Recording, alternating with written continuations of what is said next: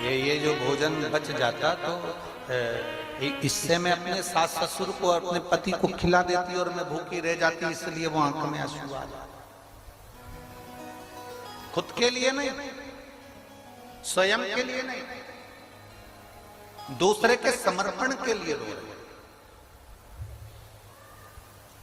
बहू ने हाथ में पत्तल उठाई और अपने ससुर को दे दी। पापा, पिताजी, बाबूजी, ये पत्तल दे दो दुर्वासा जी को।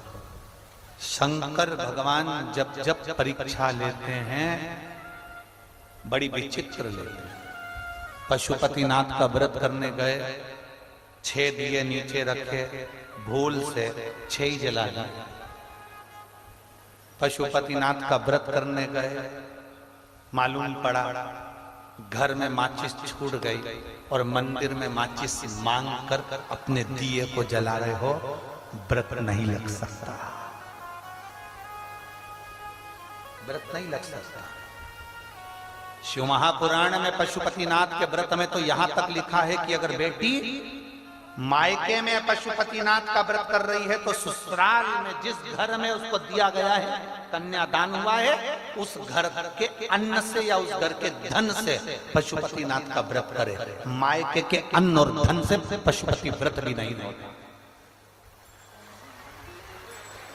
आप किसी के यहाँ रिश्तेदार में गए हो, शिव महापुराण की कथा में पशुपतिनाथ के व्रत का विधान बताया कि आप किसी के घर में गए हो और आपका पशुपति व्रत है, तो शिव पुराण की कथा कहती है शादी में गए, फंक्शन में गए, कहीं कार्यक्रम में गए, आप उस व्रत को मत करो, छोड़ दो, अगले व्रत को करना।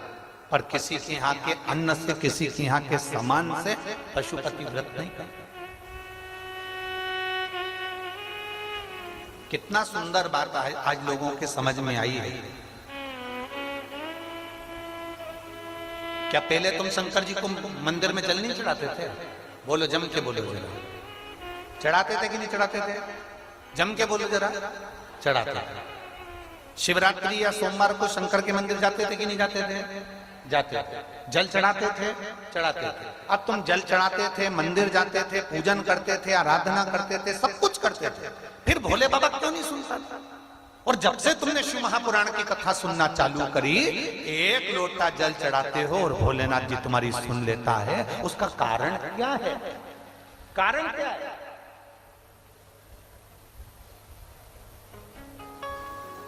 क्या कारण है कि भोलेनाथ जी तुम्हारे 1 लोटे जल से प्रसन्न होने लगे? क्या कारण है कि शंकर भगवान तुम्हारे 1 लोटे जल से प्रसन्न होकर तुम्हें वर देने लगे? क्या कारण है कि शंकर भगवान पे चढ़ी हुई बेलपत्र खाने से औषधि होने लगी? उसका कारण क्या? कारण केवल एक है। अभी तक तुम जो जल चढ़ाते थे, मंदिर का लोटा उठाकर मंदिर का ही पानी भरकर शंकर जी को चढ़ा देते थे। अब अपना लोटा, अपना पानी अपने घर से लेकर जाते हो, अपना समर्पित करते हो, तो बाबा भी तुमको खूब प्रदान करेंगे। अपना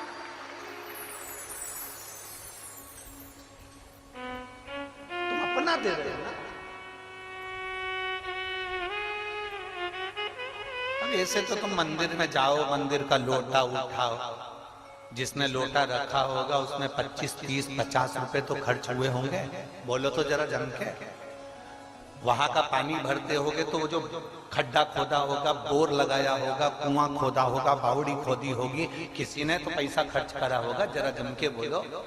अब पानी भी किसी दूसरे का, लोटा भी किसी दूसरे का, और तुमने उठाया और ले जाके 2-4 लोटा टंडेल दिया और सिर पे पल्लू लेके हर हर महादेव महादेव समझ गए पक्की बेवकूफ बना रही है। इससे फल नहीं है, इससे आनंद नहीं।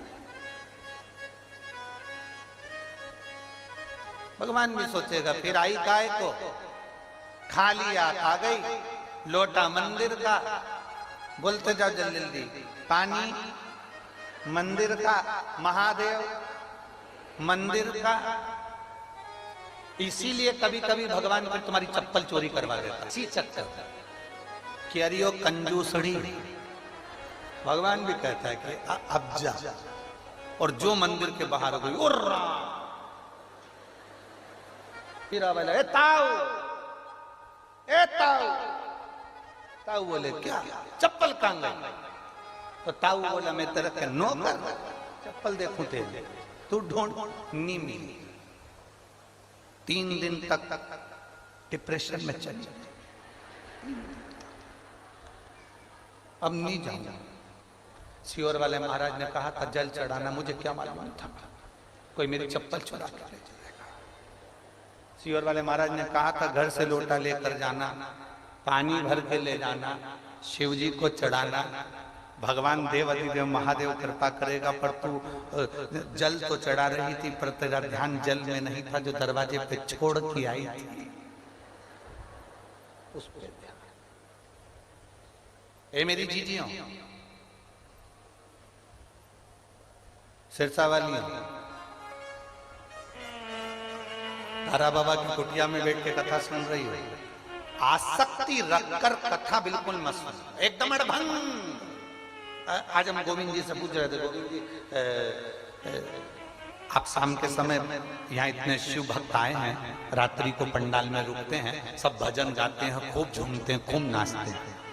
सिरसा वालों का सौभाग्य है, तुम जितने पुरुष दुकानों पर बैठते हैं, हम उनसे निवेदन करेंगे अगर तुम दिन में कथा में नहीं आ सकते तो रात में आकर इन शिव भक्तों का दर्शन जरूर करना। रात में आओ, शंकर के इन भक्तों का दर्शन करो। और जितनी भजन मंडलियां यहाँ पर रहती हो पूरे सिरसा में, माताएं ढोलक बजा बजा के, रात को आओ, 2 घंटा ढोलक मंजीरा बजा के बाबा के इन भक्तों के साथ भजन करो। डीजे वाले डीजे, बैंड वाले बैंड बजाओ, ढोल वाले ढोल बजाओ, क्योंकि ये शिव महापुराण की कथा कोई साधारण नहीं होती। जितने दिन तक शिव पुराण जिस जगह पर होती है उतने दिन तक मेरे 12 ज्योतिर्लिंग और कैलाश पर्वत वहां विराजमान रहते हैं, विराजमान रहता उतने दिन तक।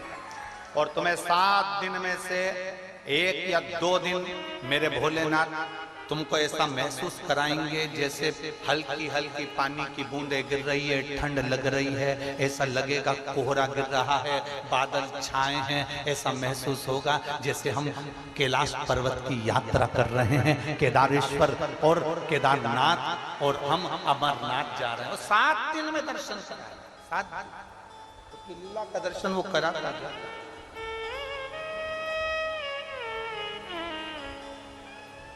पूरे 7 दिन में 1 दिन वो अपनी लीला का दर्शन जरूर करा था। वो उसने अपनी भक्ति देना सीखी है और प्रदान करता है, कभी ना सुनता। शिव सुनते हैं, आपका अपना पानी का लोटा हो, अपना हाथ में अपन जल लेकर जा रहे हैं, सारी समस्या का हल बोल बम का नारा है। हम जब बाबा के दरवाजे जा रहे हैं तो वो सुनेगा। और मेरे भोले तेरा